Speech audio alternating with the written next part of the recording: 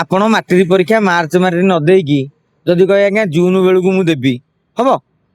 ଠିକ ସେଇଭଳି ଭାବରେ ଯେଉଁ ସମୟରେ ଯେଉଁ କାମ ଏଇନା ଚାଷବାସ ଚାଲିଛି, ବିହନ ବୁଣା, ତଳି ରୁଆ ଏଗୁରା ସବୁ ଚାଲିଛି। ଯଦି ଆପଣ 3 ମାସ ପରେ ଧାନ ବୁଣା ଆରମ୍ଭ କରିବେ, ସେ ଧାନ କେବେ ହବ?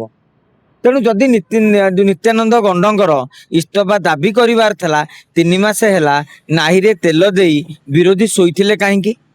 ଦେଖିବେ ବିରୋଧୀଙ୍କ ଆନ୍ଦୋଳନକୁ ଯଦି ମୁଁ ଗୋଟିଏ ଭାଷାରେ ପ୍ରକାଶ କରିବି, ଫଟୋ ଉଠା, ଭିଡିଓ ସୁଟ୍ କର, ମିଡିଆରେ ବାଇଟ ଦିଅ, କାମ ସାର।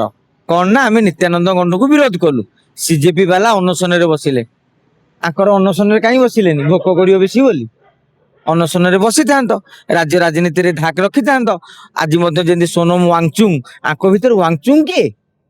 ତେଣୁ ଆଙ୍କ ଭିତରେ ୱାଙ୍ଗଚୁଙ୍ଗ କେହି ପାଉନାହିଁ। ତେଣୁ ବିରୋଧୀଙ୍କ ଆନ୍ଦୋଳନ 3 ମାସ ଭିତରେ ଦେଖନ୍ତୁ ମୋହନ ସରକାର କଣ କଲେ? ପ୍ରଥମେ ଗୋଟେ ଡାଇରେକ୍ଟରକୁ ବାନ୍ଧିଦେଲେ, 4-5 ଜଣଙ୍କୁ ବରଖାସ୍ତ କରିଦେଲେ ଏବଂ ଘୋଷଣା କରିଦେଲେ ନୂଆ ବହି ଛପା ହବ, ପୁରୁଣା ବହି ପିଲା ପଢିବେନି। ତାହେଲେ ପିଲାଙ୍କର କିଛି କ୍ଷତି ହେଇଛି କି? ଯୋଉ ଗଣ୍ଡ ହେଇଯାଇଥାନ୍ତେ ଆଉ ଗଣ୍ଡ ହବାର ନାହିଁ, କାହିଁକି ନା ପିଲା ତ ସେଇ ବହି ପଢିଲେନି। ତେଣୁ ତାଙ୍କୁ ନୂଆ ବହି ଦିଆଯିବ, ନୂଆ ଟେଣ୍ଡର ହେଇଛି। ବର୍ତ୍ତମାନ ଯେତେବେଳେ ବିରୋଧୀ ଆନ୍ଦୋଳନ କରିବେ, ତାହେଲେ ଆପଣ ଜାଣିବେ ଇଏ ଅସରପାଙ୍କ ଆଦର୍ଶରେ ଅନୁପ୍ରାଣିତ ହେଇ ଗୋଟିଏ ମାଇଲେଜ ନବାକୁ ରାଜନୀତିରେ ଏଭଳି ଏକ ଭେଳିକି ସୃଷ୍ଟି କରୁଛନ୍ତି। ଏବଂ ସବୁଠାରୁ ବଡ କଥା ହଉଛି ଛୋଟ ପିଲା ଆନ୍ଦୋଳନକୁ ଆସିପାରିବେନି। ଯିଏ ଯୁବ ଛାତ୍ର ନିଟ୍ ପରୀକ୍ଷା ଦଉଥିଲେ ସେମାନେ ଆନ୍ଦୋଳନକୁ ଆସୁଥିଲେ ବୋଲି ପ୍ରଭାବ ପଡୁଥିଲା।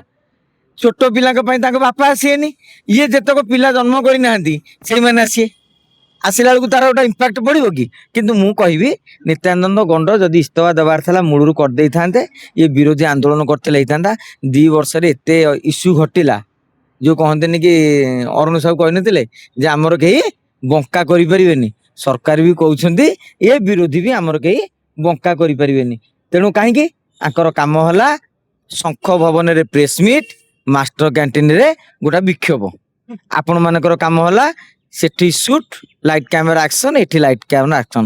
କଂଗ୍ରେସ ଭବନ ବହୁତ ପାଖରେ ଅଛି, ସେଇଠିକିନା ଗୋଟା ଯିଏ ଯାହା ମୁଖପାତ୍ର ହଉ, ଭକ୍ତ ଦାସ ହୁଅନ୍ତୁ, ସମସ୍ତେ ଗୋଟେ ଲେଖା ମନ୍ତବ୍ୟ ଦେଇଦେଲେ। ତାପରେ 10-15 ଜଣ ଠିଆ ହେଇଗଲେ, ଆମକୁ ଡାକିଦେଲେ, ଭିଡିଓଟି ଉତ୍ତୋଳନ ହେଲା। ବର୍ତ୍ତମାନ ଜୋରଦାର ପ୍ରତିବାଦ ହେଲା। ତାପରଦିନ ଦେଖିଲା ବେଳକୁ ଆରେ କାଲି କଣ ପ୍ରତିବାଦ ହେଇଥିଲା କାହାର ଆଉ କିଛି ମନେ ପଡୁନି। ତେଣୁ ଆଶା କରିବା ସରକାରଙ୍କୁ ଘେରିବା ପାଇଁ ହେଲେ ଦୁର୍ବାର ଆନ୍ଦୋଳନର ଆବଶ୍ୟକତା ରହିଛି ଆଟଲିଷ୍ଟ। ଆଉ ସବୁଠାରୁ ମଜା କଥାଟି ହଉଛି ଆନ୍ଦୋଳନ କଲା ସିଜେପି, ଅନଶନ କଲେ ୱାଙ୍ଗଚୁଙ୍ଗ, କିନ୍ତୁ ବର୍ତ୍ତମାନ ସମସ୍ତେ କହୁଛନ୍ତି ଧର୍ମେନ୍ଦ୍ର ପ୍ରଧାନ ଆମ ପାଇଁ ଇସ୍ତଫା ଦେଇଦେଲେ। ବିରୋଧୀଙ୍କର ଏଇ ଶ୍ରେୟ ଲଢେଇ ବନ୍ଦ ନହେଲା ପର୍ଯ୍ୟନ୍ତ କିଛି ଲାଭ ନାହିଁ। ତେଣୁ ଦେଖାଯାଉ, ଅନେକ ପ୍ରସଙ୍ଗ ରହିଛି, ରଥଯାତ୍ରା ପ୍ରସଙ୍ଗ ସେଇଠି ଏବେ ତ ଆସିଗଲା। ପୁଣି ଆନ୍ଦୋଳନ କାହିଁ? ଏମାନେ ଆନ୍ଦୋଳନ କରିପାରିବେନି, ସବୁ ସେଟିଂ ନେତା ଦରକାର, ପଦପଦବୀ ଆଉ ଫେସବୁକ୍ ଇନଷ୍ଟାଗ୍ରାମ ଟିକେ ଭିଉ ହେଇଗଲେ ଦେଖିଲାଣୁ ନାନି ମୋର ଲକ୍ଷେ ନା ବହୁତ ବଢିଆ।